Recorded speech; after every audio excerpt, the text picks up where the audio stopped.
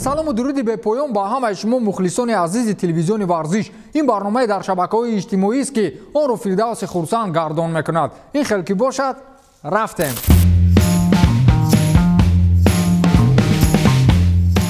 ҳоло ба фикри шумо дар шабакаҳои маҷозиву расонаҳои иттилоотӣ сари кадом мавзӯъ бештар ҳарф мезананд?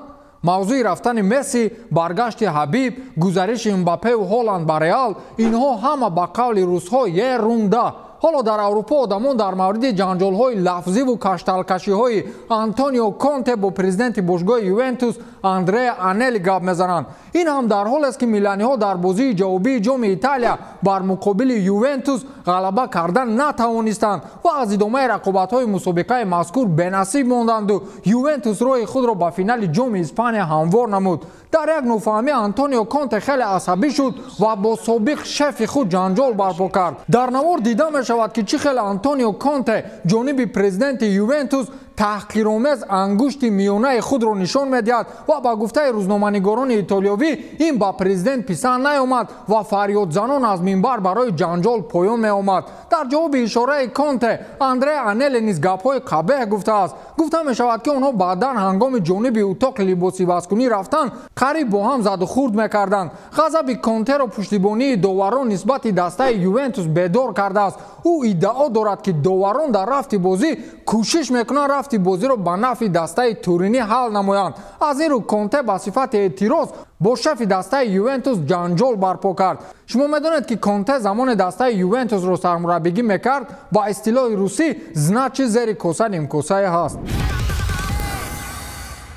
фоҷиаи дигар дар Олмон ки яке аз асоситарин одами премер-лигаи Англияро байни Англияву Олмон оҷизу нотавон мондааст. зиндагиро бинед ки бо дороии миллионҳои евро дар ҷанозаи модари худат иштирок карда наметавонӣ. хок бар сари коронавирус. бовар кунед дилам ба Юрген Клоп ба қавле каламфур ворӣ месозад. дирӯз модари сармураббии дастаи Ливерпул дунёро падруд гуфт ва ҳокимияти Олмон ба ин мутахассис иҷоза надоданд ки ӯ ба замини Олмон қадам гузораду дар маросими ҷанозаи ягона модараш иштирок намояд. акнун худатонро дар ҷои ӯ тасаввур кунед. ин ҳам дар ҳошияи авҷ гирифтани нави вируси корона дар Олмон аст ки раҳбарияти мамлакати Олмон марзҳоро барои рафтуомади байналмилалӣ бастааст. Юрген Клоп бо ашкҳои қатор гуфт ки модарам ҳама чизи ман буд. ба назарам ӯ беҳтарин модари рӯи дунё буд. далели он ки дар охирин нафасҳои ӯ ман ҳамроҳаш набудам бо замони хеле бади пандемия тааллуқ дорад. ҳамон сонияе ки марзҳо боз мешаванд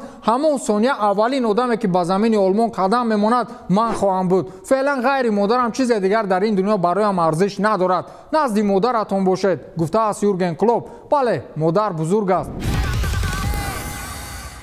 омодагиҳои Месси барои тарки заминҳои Испания. ҳоло ба шумо далели дигарро мегӯям ки ҳақиқати рафтани Мессиро боз ҳам тақвият медиҳад. Лео Месси сарвони дастаи Барселона аз соли 2017 инҷониб маблағҳои андози худро насупорида буд ва бо фишори ҳамаи ниҳодҳои ба ин мавзӯъ дахл доштаву гапу овозаҳои расонаҳои иттилоотӣ аргентинӣ ин маблағро намесупорид. акнун бе ягон фишор ва гапу овозаи зиёдатӣ дирӯз Лео Месси бо кумитаи андози мамлакати Испания маблағи 370 миллион евро кӯли қарзҳои мондаашро баргардонд. барои чӣ?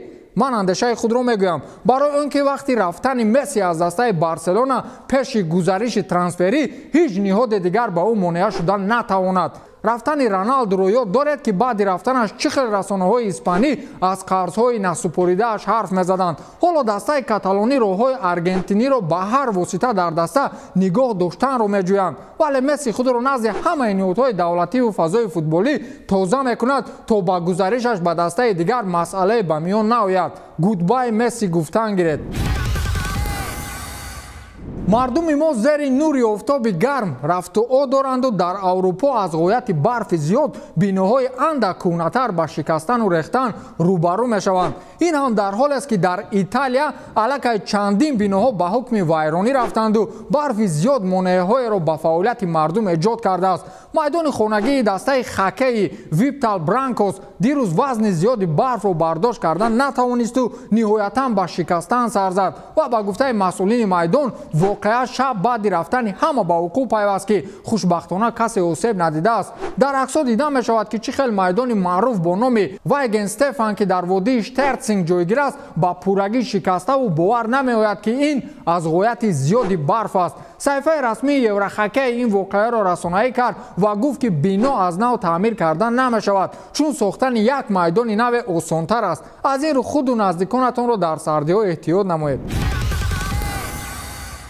футболбози бразилии дастаи ПСЖ Неймар 5 рӯз пеш аз бозӣ муқобили дастаи собиқаш Барселона осеб бардошт ва дар ин бозӣ рӯи майдон омаданаш зери суол меравад. ин воқеа дар вохӯрӣ муқобили дастаи Кан дар даври як 32 ниҳоии ҷоми Фаронса ба миён омад. Неймари 29-сола аввалин бор бо дастбанди капитанӣ рӯи майдон омад ва дар дақиқаи 54 дар як бархурд бо футболбози дастаи ҳариф осеб бардошт ва аз Почетино хост то ӯро иваз намоянд. аз ин рӯ ба ҷои Неймар ба майдон Килиан Мбаппе баромад. то ҳол табибон ва ё худи бошгоҳ изҳорот надоданд ки ситораи асосиашон дар чӣ ҳол асту муҳлати барқарорияш чӣ қадар аст. Почетино фақат ҳамин қадар гап гуфт ки умедворем осеби Неймар он қадар ҷиддӣ нест, вале муқобили Барс ба майдон баромаданаш зери суол меравад. ман ба як чиз ҳайрон, чаро доим Неймар осеб мебардорад? инро ӯ дурӯғ мекунад ё дар ҳақиқат футболбозон ӯро мезананд? наход аз миёни 80 миллион футболбози дунё фақат Неймару Марко Ройс осеб бардоранд. вай пояс ё шиша?